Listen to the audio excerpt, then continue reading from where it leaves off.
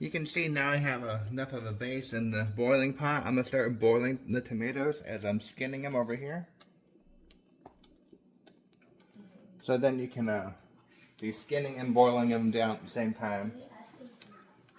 Trying to cut down process time of doing this.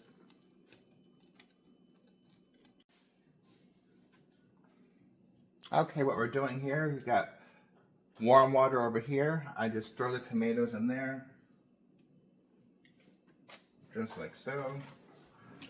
Try to do a handful at a time. Put them in the warm water. And then once they sit in that warm water for a few minutes, actually not even a few minutes, a few seconds, just grab them, skin comes right off. Don't let them sit for too long or they'll be harder to get out. You might have to get like a strainer. That one sat too long. Just grab them. The skin peels right off. Dump them in there. Put the skin over to the side. The skin you can save. Dehydrate it. And then make a tomato powder later on that you can use to make add to a tomato paste or a tomato soup for extra taste. It comes off that easy. And that's why I freeze them and put them in the warm water. It just makes the whole skinning them so much easier. They literally just fall off. Oh, this one's stubborn. Look, well, can't beat that. Makes the whole process so much quicker.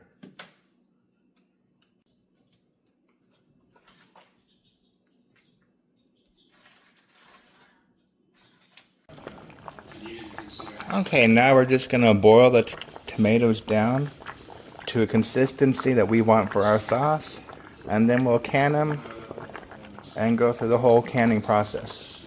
But right now you can see they're really watery. We're just going to boil it down until it's way thicker. It's already been boiling for 3 hours, so this process takes quite a while. Okay, now that's been boiled down, it's time to add it to the jars. And for tomato sauce, you want to make sure you have a 1/2 inch headspace. You can see, and headspace is measured, with this here. You can get this at Walmart or on Amazon. And you can see we're good. You also want to add a 1/4 teaspoon of citric acid per quart. Instead of citric acid, you could also use lemon. I'm not sure how much lemon juice you need, and you need real lemon juice. It can't be the fake stuff in the jar. That will not work. But then once you get in the jar, keep it on a towel because these are hot. Kind of dump it down so everything settles. And then go ahead and clean off the top. And then we'll put the lids on.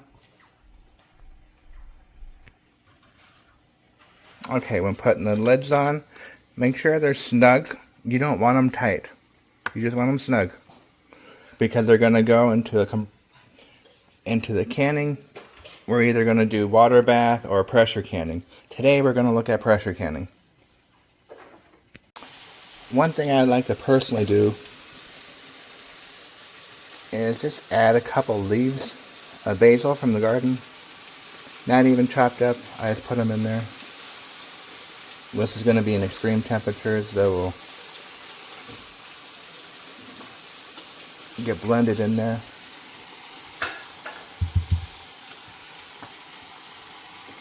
And I've never had a problem doing that. I'm doing it straight from the garden, canning. But you might want to blanch them first. But again, I never have, and it's worked out so far so good.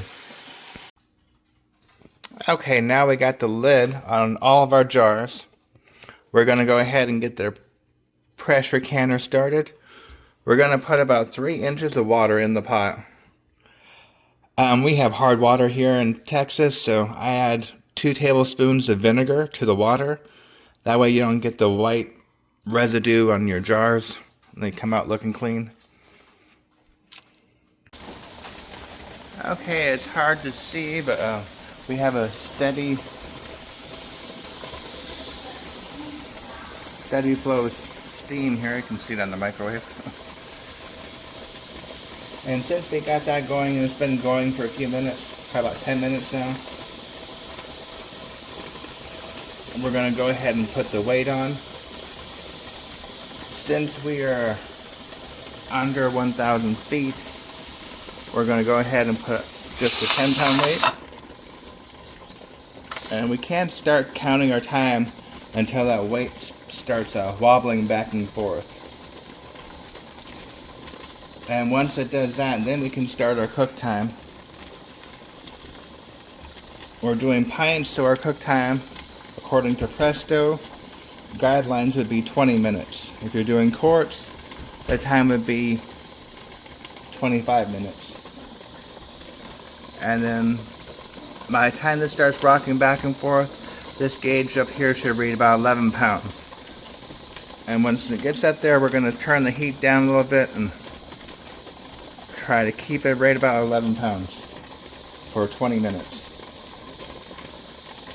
After that 20 minutes is over, we'll turn the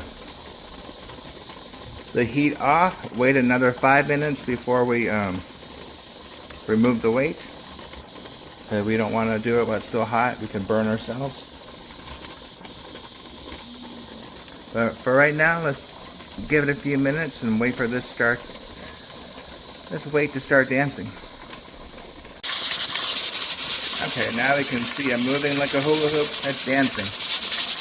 And our poundage over here is a little bit higher than what we want it, but it will come down here in just a minute. We turn the temperature down. So now it's good to set our timer for our 20 minutes. So in 20 minutes, we will turn off the heat completely, and then wait another 10 minutes or so before we take that weight off. I had to change the weight. I didn't have that one in the beginning. In the beginning, I had the factory one, which was actually too heavy for my altitude. So I switched it out for the correct weight.